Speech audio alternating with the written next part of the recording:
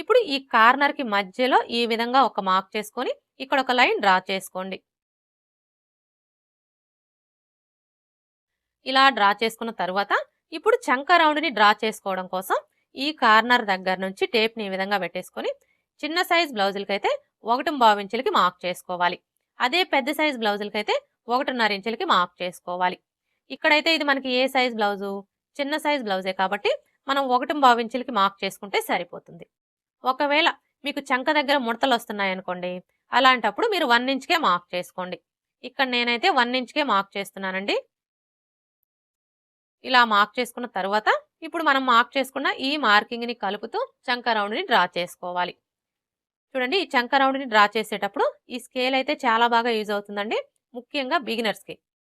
చూసారు కదా, ఇప్పుడు మనం మార్క్ చేసుకున్న ఈ మార్కింగ్ని టచ్ అవుతూ స్కేల్ని ఈ విధంగా పెట్టేసుకొని ఇలా ఈజీగా మనం చంక రౌండ్ని డ్రా చేసుకోవచ్చు.